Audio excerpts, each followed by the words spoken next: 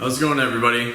It's 100 degrees in North Dakota today, so the garage is a little sticky, but I thought that it would be a good time to review the Knipex high leverage diagonal cutting pliers, the 74-250.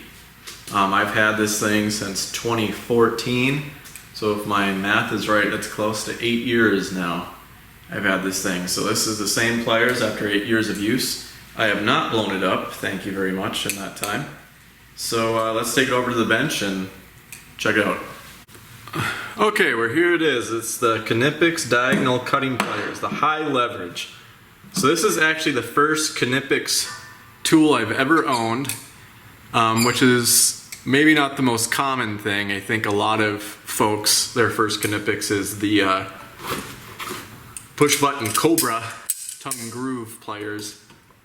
But for me, it was this high leverage pliers, and the reason why is that once again, this is coming from an electrician's perspective, but I was actually doing residential wiring, and one of the journeymen on site had this thing in his tool belt all the time when he was up on stilts pulling NM cable or Romex, and he liked it just to be able to cut Romex off the spool, and also it was a little longer to kind of grab wire over the trusses, opposed to just your standard Klein diagonal pliers.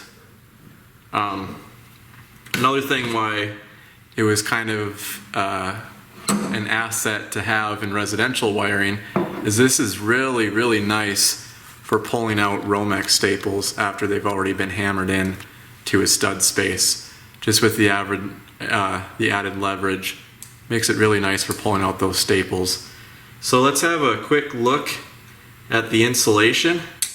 Once again, this is 8 years of use of residential, commercial, and industrial and service. So the insulation on these things feels very similar to like a Klein, not the Journeyman series, but just the regular Klein. And if I compare this to a needle nose I have for around the same time, you can kind of see that the needle nose starts to have a little bit of that metal starting to show here after that 7-8 year mark now. But this thing really doesn't. The insulation holds up pretty good. There's a little bit just on the end here of maybe a little damage to the insulation. I don't think that's actual metal showing. Oop. That looks like a little bit of metal right there. Right here we got some metal showing. But all in all, it's in pretty good shape. The blade, let's take a look at that. I'm not sure if you can sharpen these or not. I've never met anybody personally who's sharpened these blades, but I have never sharpened these and they still cut really nice. So you can see here, after all these years, pretty good. And I've never blown them up on a live circuit. Another thing that I was kind of showing off in my little introduction there is that the handles just fall on these, which really makes them a joy to use.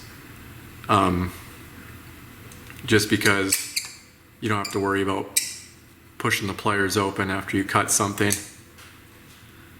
Let's see what else. So you see I got a little bit of electrical tape on here. That's just to kind of add, just in case you're holding closer up to the metal, just for added safety is the only reason I did that. Probably wasn't totally necessary, but that's what I chose to do.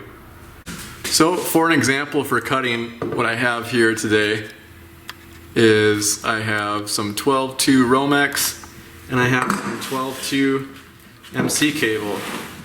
So let's see how this works here. So this is the 12-2 MC, one hand.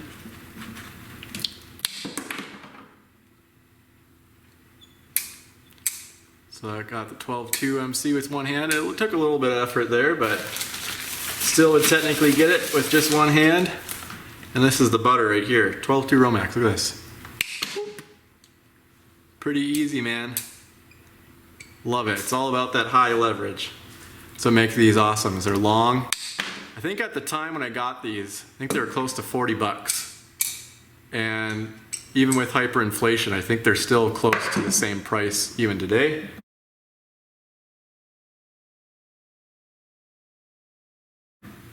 So if I try this Klein, obviously is all rusted out from being neglected over the years. If I try that same Klein, takes a little bit more effort. And I don't even know. Let's see if yep, I still can get it with the one hand with the Klein. But might be visually hard to see how difficult that was, but I'd say this was twice as easy than this was. But I mean, that's obviously due to its length, having the high leverage. Yeah, these things have been a joy to own. I definitely would recommend picking yourself up a pair and rest easy knowing that they will last you. These are always in my tool belt and we're a daily use kind of a thing. So there you have it, the Knipex high leverage diagonal cutting pliers, 74-250, made in Germany. 8 years into use. Thanks for watching.